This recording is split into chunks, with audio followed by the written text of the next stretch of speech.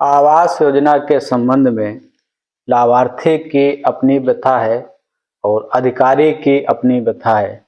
अभी तक आप लोगों ने अपनी व्यथा को अपनी टिप्पणियों में कहा और वैसे भी लोगों की सुनता रहता हूं, लेकिन आज मैं अपनी व्यथा आपसे बता रहा हूं कि अधिकारियों के सामने किस तरह की व्यथा रहती है आवास को लेकर। मैं उस सेक्टर की बात करूंगा जिस सेक्टर में मैं हूं, और उस सेक्टर में 8 गांव पंचायत हैं मेरे पास।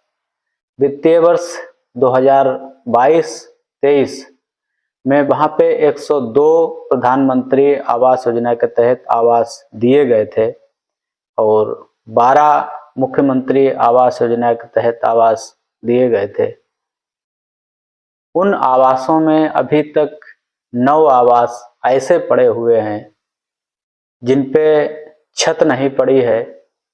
कुछ आवास ऐसे हैं जो नींव स्तर पर ही छूट गए हैं और ना तो वो दीवार बनाने की स्थिति में है, ना छत डालने की स्थिति में है। उनसे जब बार बार कहो तो यही उनका रोना रहता है कि हमारे पास पैसा नहीं रहा, हमारा पैसा खत्म हो गया, हम कैसे छत डालें।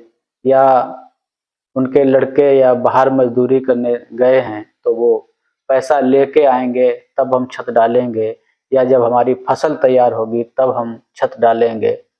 एक तो ये एक हिस्सा हो गया। और अभी 23-24 की मैं बात बताऊं, जिसमें 32 मुख्यमंत्री आवास योजना के आवास उसी सेक्टर में दिए गए और करीब 45 प्रधानमंत्री आवास योजना के आवास उस सेक्टर में दिए गए।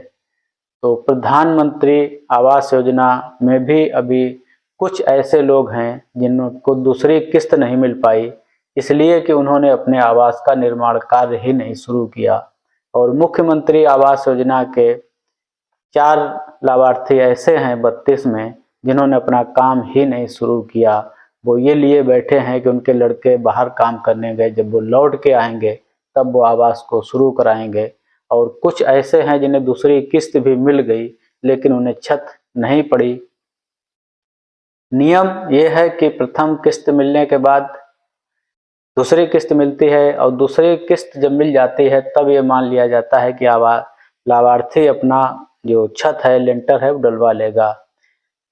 और जो छत पड़ जाती है उसके बाद उसे तीसरी किस्त दे दी जाती है। लेकिन कुछ लोग ऐसे होते हैं जिनकी लापरवाही, जिनकी नासमझ जिन्हें कहें, जिनकी गलती ये रहती है कि हम लोग ये बताते हैं कि 20 वर्ग मीटर का आवास उन्हें बनाना चाहिए, लेकिन कभी कभी हम लोगों के हटने के बाद वहाँ उनके पास जितनी जमीन होती है वो सारी जमीन घेरने का प्रयास करते हैं, भले वो 50 वर्ग मीटर हो, 100 वर्ग मीटर हो। तो जो पैसा होता है बहुत सीमित होता है, वो पैसा उनके नींव में ही लोगों ने खर्च कर दिया। तो जब नींव में ही पैसा खर्च कर दिया जाएगा तो आगे फिर निर्माण कार्य हो पाना संभव ही नहीं है। मैंने पहले भी कई वीडियो में बताया है कि जब भी मकान बनाएं तो अपनी एक प्लानिंग कर लें कि हमें इतना रुपए सरकार से मिलेगा और इस रुपए के अलावा एक बजट अपना बना लें कि इतने बजट में इतना एरिया हमारा मकान का बन जाएगा।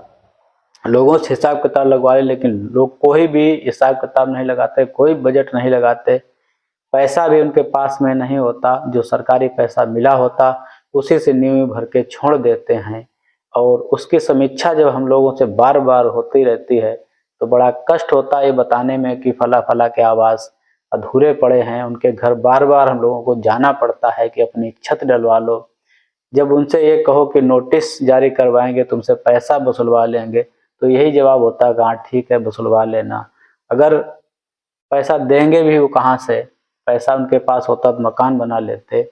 लेकिन उनकी नासमझी, उनकी गलती की वजह से ना उनका काम पूरा हो पा रहा, न सरकारी रिपोर्टिंग पूरी हो पा रही।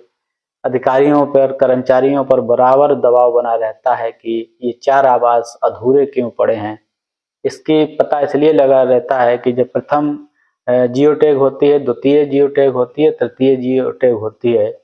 अगर किसी ने प्रथम किस्त का पैसा ले लिया और उसकी अगर द्वितीय किस्त के लिए जियो टैग नहीं हुई है तो ये माना जाता है कि उसने अभी प्रथम किस्त की धनराशि का उपभोग नहीं किया है। और अगर तृतीय किस्त के लिए जियो टैग नहीं हो रहा है तो ये माना जाता है कि लाभार्थी ने अभी छत नहीं डलवाई है, उसका आवास अधूरा पड़ा है। तो ये सारी समीक्षाएं सरकार के पोर्टल पे होती रहती हैं। वहाँ पे एक एक नाम वहाँ दिखता रहता है कि फला गांव पंचायत का, फला विकास क्षेत्र का, फला जनपद का ये लाभार्थी है जिसने अभी अपनी छत नहीं डलवाई, इसने अभी अपना काम नहीं शुरू कराया। तो वो जवाबदेही बनती है कर्मचारियों पर जिनके द्वारा उनका नाम सेलेक्ट किया जाता है, जिनके द्वारा उनको आवास दिया जाता है। तब ये कहा जाता है कि ऐसे लोगों का चयन ही क्यों किया गया जो आवास बनाने के लिए सक्षम नहीं थे या बनाना नहीं चाहते थे।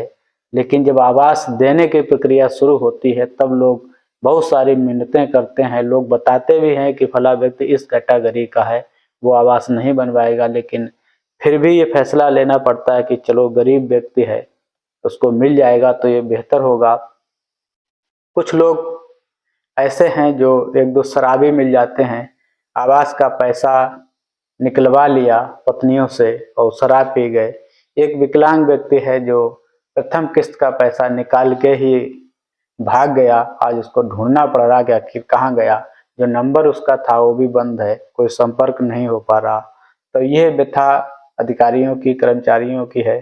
आपके आसपास भी लोग ऐसे होंगे या हो सकता अगर आप सुन रहे हो तो आप में से कोई ऐसे लोग होंगे जिनके आवास अधूरे पड़े होंगे, पैसा उनको मिल गया होगा और कर्मचारी उनके घर बराबर जाते होंगे।